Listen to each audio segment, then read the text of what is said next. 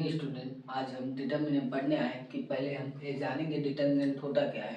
Determinant to vertical line होते हैं। जैसे डिफाइन इसको करेंगे,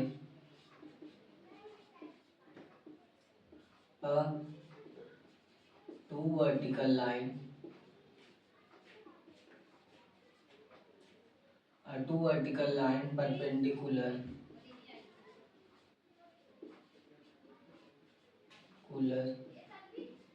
ईच अदर। डिटर्मिनेंट होता है two vertical line perpendicular each other. जैसे अगर हम एग्जांपल में लेते हैं तो डिटर्मिनेंट 1 2 3 4, ये हमारा डिटर्मिनेंट एग्जांपल में हुआ है। डिटर्मिनेंट टू टाइप्स के होते हैं। जैसे अगर यहाँ ए होता है 2 × 2 का, एक 2 × 2 का डिटर्मिनेंट है, और एक होता है 3 × 3 का। जैसे एग्जांपल में 1 2 3 4 5 6 7 8 9, ये हमारा 3 × 3 का डिटर्मिनेंट है। डिटर्मिनेंट में हम जानेंगे कि हमारा रो और कॉलम क्या होता है। रो और कॉलम में अगर हम इसको हम रो बोलते हैं, ये हमारा रो होता है, और ये जो वर्टिकल होते हैं इसको हम कॉलम बोलते हैं। ये हमारा कॉलम होता है और इस साइड का हमारा रो होता है। जब हम अप से डाउन आते हैं तो हमारा रो कॉलम होता है, और हम लेफ्ट टू राइट जाते हैं तो हमारा रो होता है। और रो को हम आई से डिनोट करते हैं और कॉलम को हम जे से डिनोट करते हैं। जो हमारा रो होता है उसको हम आई से डिनोट करते हैं, और जो कॉलम होता है उसको जे से डिनोट करते हैं। तो यहाँ पे अगर हम फाइंड करेंगे तो ये हमारा डिटर्मिनेंट होता है। डिटर्मिनेंट टू वर्टिकल लाइंस में होते हैं। जो हमारे टू वर्टिकल लाइंस है इसी को हम डिटर्मिनेंट कहते हैं, और इसके अंदर जो डिजिट है उसको हम एलिमेंट बोलते हैं। इसके पोजीशन होते हैं। जैसे अगर हम 2 × 2 का डिटर्मिनेंट लेते हैं तो हमारा होता है A11 A12 A21 A22। ये हमारे पोजीशन होते हैं डिजिट्स के, जो डिटर्मिनेंट के अंदर होते हैं। और आगे हम देखते हैं तो हमारा जो डिटर्मिनेंट होता है इसमें हम माइनर और कोफैक्टर फाइंड करते हैं। माइनर और कोफैक्टर क्या होता है? माइनर हम जैसे फाइंड करेंगे तो अगर हम माइनर 2 × जो हमारा माइनर होता है, यहाँ पे माइनर और कोफैक्टर डिटर्मिनेंट में होते हैं। तो अगर हम इसका फाइंड कर रहे हैं तो हमारा कोफैक्टर के फॉर्मूले होते हैं। जो माइनर होता है उसको हम कैपिटल एम से डिनोट करते हैं। माइनर, जो हमारा माइनर होता है उसको हम कैपिटल एम से डिनोट करते हैं, और जो हमारा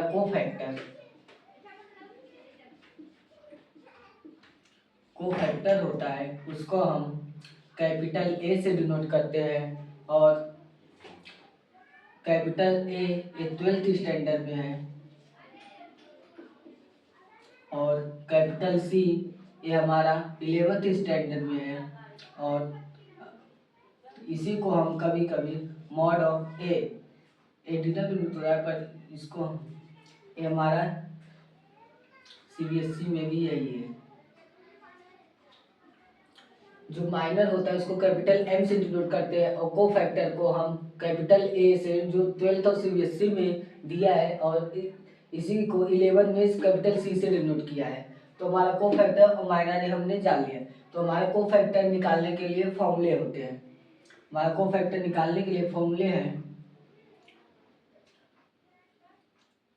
cofactor I J equal to -1 के पावर में I plus J into M I J. ये जो हमारा एम आई जे है ये हमारा माइनर है। जो माइनर निकालेंगे उसी का हमारा कोफैक्टर निकलता है। और माइनर निकालने के लिए हमारे पास जो फॉर्मूले है वो हम लिखते हैं। इसको आपने नोट तो कर ही लिया होगा।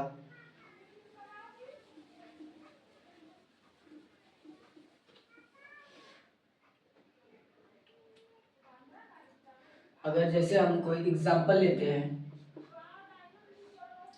1 2 3 4, यहाँ पे हम जब निकालेंगे ये हमारा डिटर्मिनेंट होता है, डिटर्मिनेंट सोल्व करेंगे। अगर हम डिटर्मिनेंट को सोल्व करते हैं तो इसको हम 4 का मल्टीप्लाई 1 में करेंगे तो हमारा 4 आता है, तो 1 इंटू 4 माइनस फिर 3 का मल्टीप्लाई 2 में करेंगे 3 इंटू 2, तो 4 1 जा 4 माइनस 3 2 जा 6 इक्वल टू -2। ये हमारा डिटर्मिनेंट आ गया जिसको हम डेल्टा से डिनोट करते हैं, या तो ये हमारा डिटर्मिनेंट आ गया जिसको हम डेल्टा से डिनोट करते हैं। और इसी डिटर्मिनेंट को जो हम यहाँ पे डेल्टा में एसएससी बोर्ड में लेते हैं और एचएससी बोर्ड में, तो वहीं सीबीएसई बोर्ड में इसको मॉड ऑफ ए से डिनोट करते हैं। ये हमारा दोनों डिटर्मिनेंट होता है। ये डिटर्मिनेंट हमने फाइंड कर लिया। अगर हम इसी डिटर्मिनेंट का माइनर निकालेंगे तो अगर इसी डिटर्मिनेंट का हम माइनर निकाल रहे हैं तो माइनर निकालने का फॉर्मूला होता है MIJ इक्वल टू, हम जैसे अगर MIJ हमारा है माइनर, अगर हम M11 ले रहे हैं तो फर्स्ट रो, फर्स्ट आई जो होता है रो को डिनोट करता है, जे जो होता है कॉलम को डिनोट करता है। आई जो हमारा आई है उस रो को डिनोट करेगा, जो जे है वो कॉलम को डिनोट करेगा। अगर हम यहीं पे M11 फाइंड कर रहे हैं तो फर्स्ट रो फर्स्ट कॉलम को हम डिलीट कर देंगे तो हमारा क्या बचेगा 4, तो M11 कितना आ गया हमारा 4। और फिर अगर हम M12 फाइंड कर रहे हैं तो first row second column, first row second column को डिनोट किया तो हमारा 3 बचा, तो हमारा M12 इक्वल टू 3 आ गया। और इसी पे अगर हम M21 फाइंड कर रहे हैं तो second row first column, second row first column किए तो हमारा 2 बचा, तो हमारा 2 आ गया।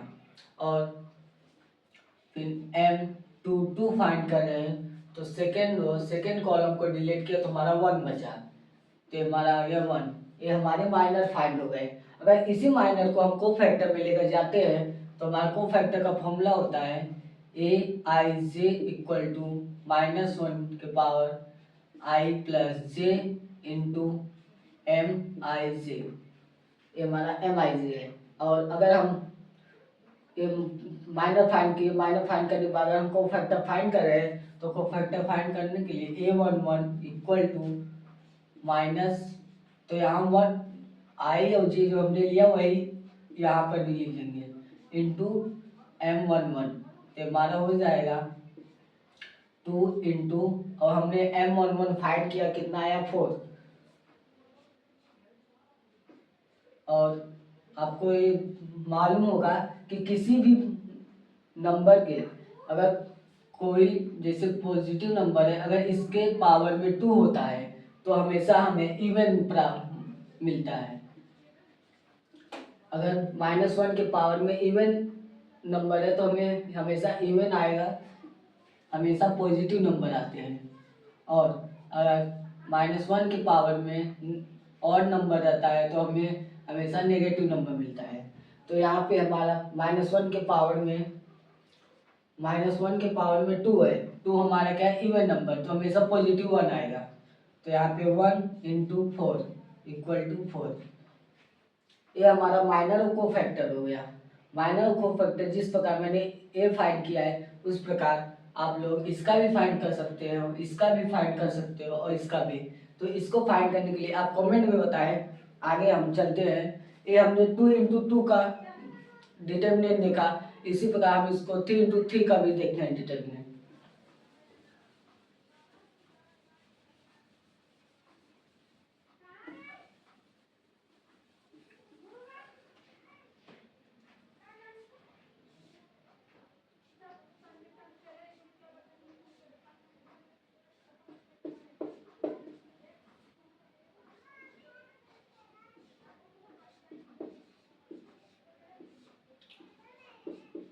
ये हमारा 3 इंटू 3 का डिटर्मिनेंट हो गया। अगर इसको हम सोल्व करें, अगर इसका डिटर्मिनेंट फाइंड करें तो इसके डिटर्मिनेंट फाइंड करने के लिए हमारे पास फॉर्मूले है। हम फर्स्ट नंबर को लेंगे, ये जो हमारा फर्स्ट एलिमेंट होता है इसको हम लेंगे तो इसको मल्टीप्लाई में करेंगे।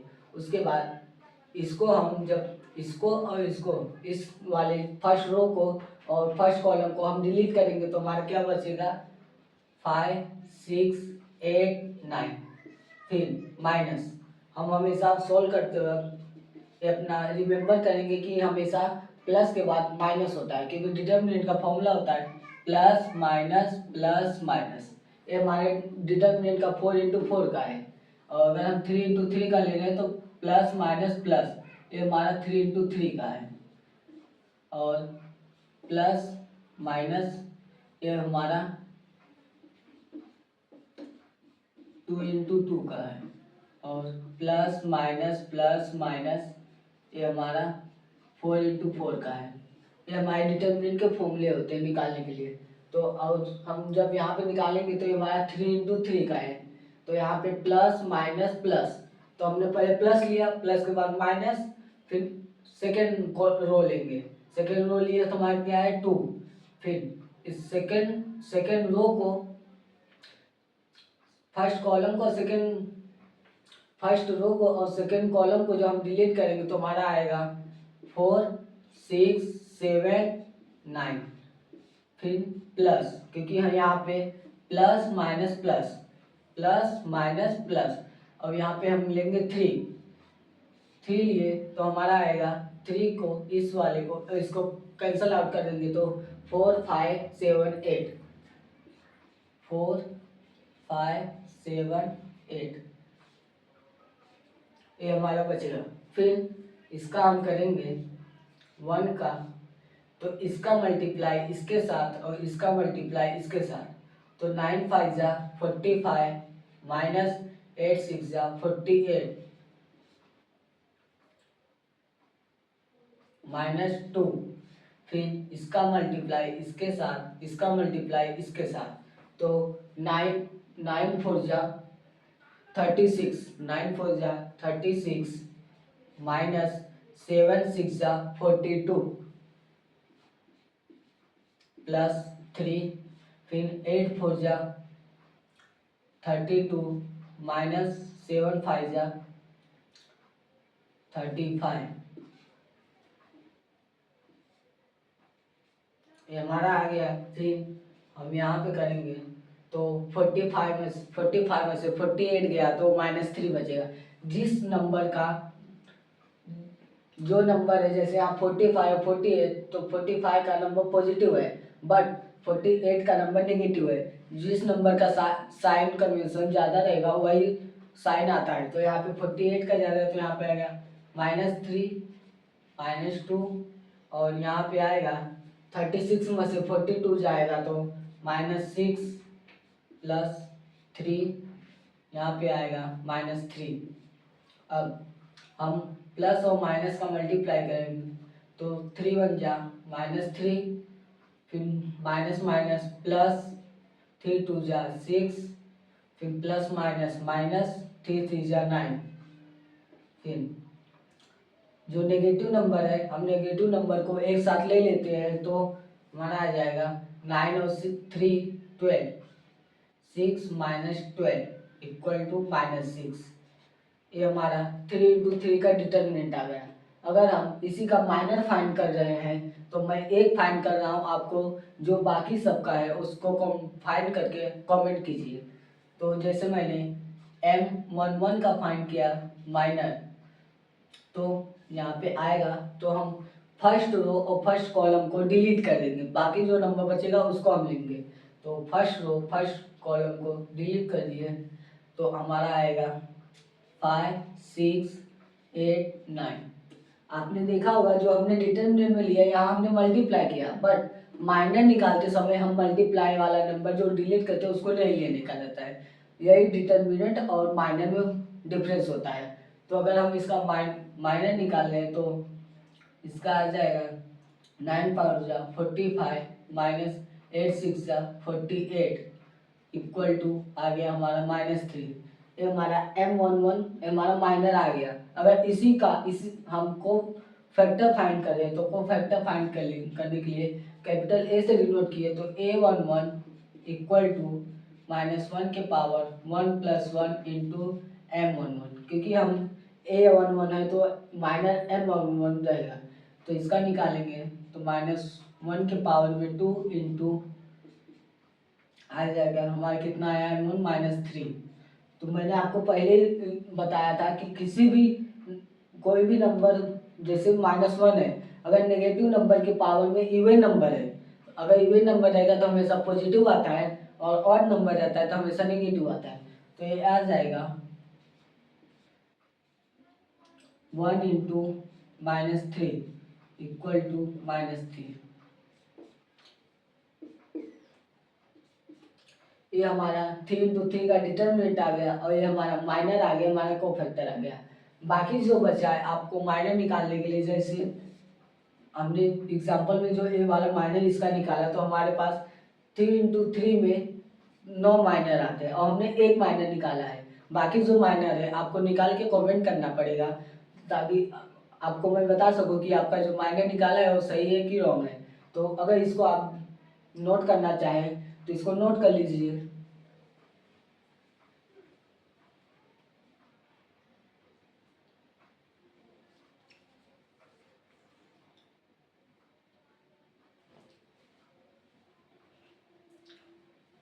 सो स्टूडेंट आपने नोट तो कर ही लिया होगा कि माइनर और कोफैक्टर क्या होता है और आपको पता ही चल गया होगा कि डिटर्मिनेंट क्या होता है। डिटर्मिनेंट टू वर्टिकल लाइन, अगर कुछ नहीं आ रहा है तो केवल only for a two vertical line याद करने का। ये जो टू वर्टिकल लाइन होते हैं इसी को हम डिटर्मिनेंट करते हैं। यही मैट्रिक्स और डिटर्मिनेंट में डिफरेंस होते हैं, क्योंकि मैट्रिक्स में स्क्वायर ब्रैकेट बना होता है बट डिटर्मिनेंट में टू वर्टिकल लाइन होते हैं। ये हमें डिटर्मिनेंट शो करते हैं। तो हमारा डिटर्मिनेंट होता है, हमारा मैट्रिक्स होता है। तो हमें ये डिफरेंस होता है कि डिटर्मिनेंट और मैट्रिक्स में क्या डिफरेंस होते हैं। तो ये आज हमने देख लिया अपना जो रैपिड रिवीजन था 1 शॉट 10 मिनट का। ये हमारा डिटर्मिनेंट क्या होता है, 3 इंटू 3 का डिटर्मिनेंट क्या होता है, माइनर क्या होता है, कोफैक्टर क्या होता है, ये आज हमने देख लिया।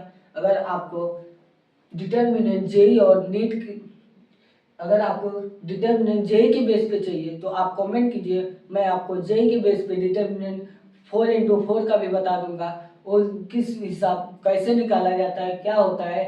और जेई का माइनर को फैक्टर अगर आपको 3 इंटू 3 का आ गया तो यही हमारा जेई और सीटी में निकल जाता है।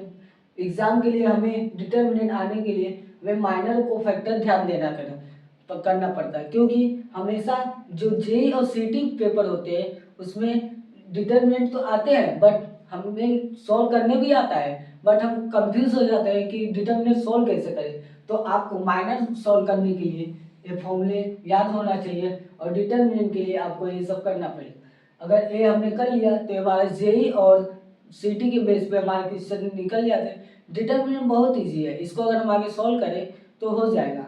तो आप लोग इसका प्रैक्टिस कीजिए।